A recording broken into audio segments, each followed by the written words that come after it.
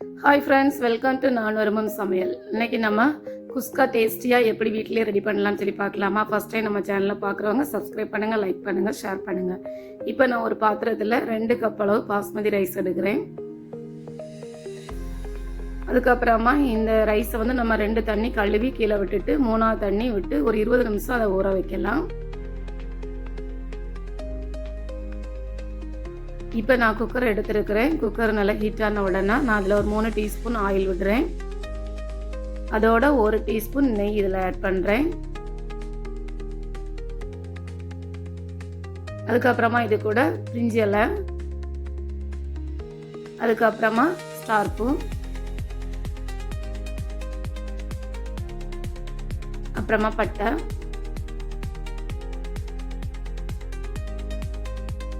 ஏலக்காய், ஒரு 3 ஏலக்காய் போட்டிருக்கிறேன்.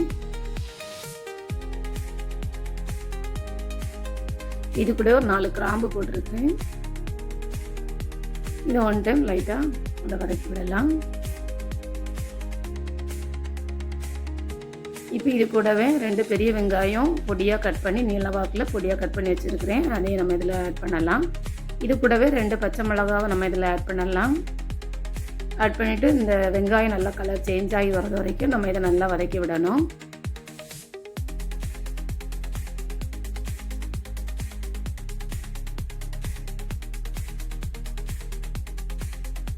பாருங்கள், அந்த வெங்காயம் கொஞ்சம் கொஞ்சமாக நமக்கு கலர் சேஞ்ச் ஆகி வருது.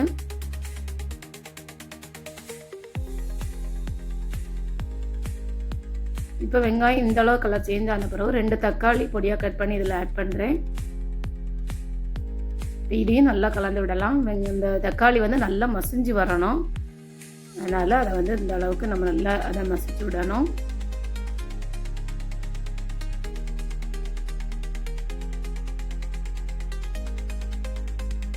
இப்போ நம்ம தக்காளி நல்லா வதங்கி வந்துட்டு இந்த டைமில் நான் வந்து புதினா இலை, ஒரு கைப்பிடி அளவு புதினா இலை இதில் ஆட் பண்ணியிருக்கிறேன்.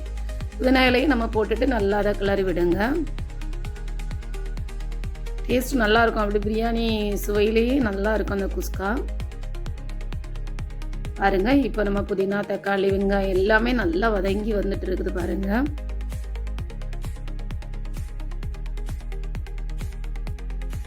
இப்போ இதுக்கு அப்புறமா நம்ம இஞ்சி பூண்டு பேஸ்ட்டு நம்ம இதில் ஆட் பண்ணலாம். நான் 1 டீஸ்பூன் அளவு இஞ்சி பூண்டு பேஸ்ட்டு நான் இதில் ஆட் பண்ணுறேன். அதுக்கப்புறமா அதனோட பச்சை வாசனை போகிறது வரைக்கும் அதை நல்லா கலந்து விடுங்க.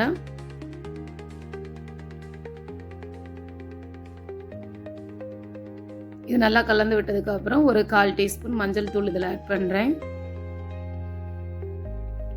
1 டீஸ்பூன் காஷ்மீரி சில்லி பவுடர் இதில் ஆட் பண்ணுறேன்.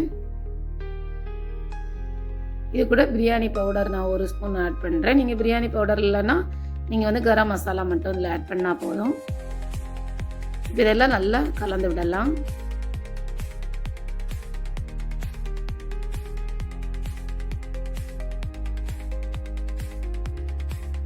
பாருங்கள், இந்த மாதிரி நல்லா கலந்து விடணும். கலந்து விட்ட பிறகு அந்த எண்ணெய் பிரிஞ்சு வருதுங்க. இந்த டைமில் ஒரு 2 டீஸ்பூன் தயிர் நான் இதில் ஆட் பண்ணுறேன்.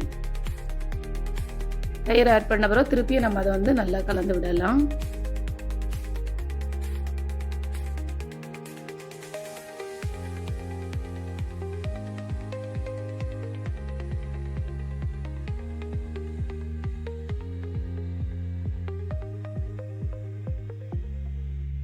இப்போ வந்து நம்ம அரிசி ஊற வச்சதுனால அதே அரிசி கப் அளவில் தான் நான் தண்ணி ஆட் பண்ணுறேன். நான் 1 கப் அரிசிக்கு பாஸ்மதி ரைஸ்னால் 2 கப் தண்ணி நான் இதில் ஆட் பண்ணுறேன்.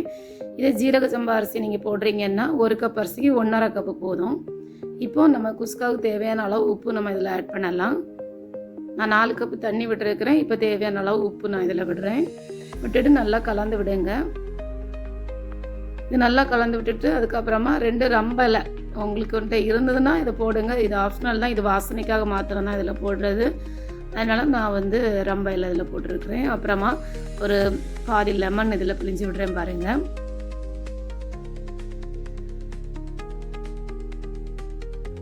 இப்போ நம்ம ஊற வச்சுருந்த அரிசியை நம்ம இதில் ஆட் பண்ணலாம். தண்ணி கொதிச்ச பிறகு தான் நான் இதில் ஆட் பண்ணுறேன்.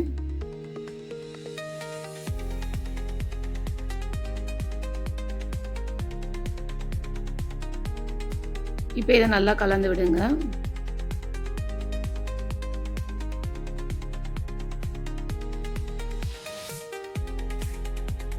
இப்போ கொஞ்சமாக நம்ம வந்து மல்லிக்கீரை அதுக்கு மேலே போட்டுட்டு ஒன் டைம் இதை கலந்து விட்டுட்டு நம்ம இதை மூடி வச்சிடலாம். இப்போ இதை நான் மூடி வைக்கிறேன். 2 விசில் மீடியம் ஃப்ளேமில் வச்சு 2 விசிலுக்கு நான் விடுறேன். இப்போ அந்த ஏரெல்லாம் நல்லா ரிலீஸ் ஆன பிறகு நம்ம இதை ஓப்பன் பண்ணலாம். பாருங்க, நல்ல வாசனையாக இருக்குது. ஓப்பன் பண்ணும்போதே பாருங்க, அரிசியெல்லாம் நல்லா உதிரி உதிரியாட்டு சூப்பராக வந்திருக்கு பாருங்க. இப்போ இந்த டைமில் இதுக்கு மேலே வந்து லைட்டாக 1 டீஸ்பூன் நம்ம நெய் இதில் ஆட் பண்ணலாம்.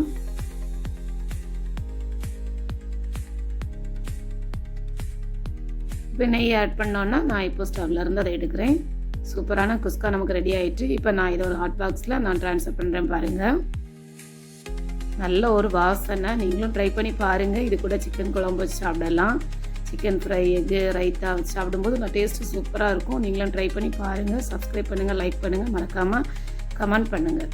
தேங்க்யூ.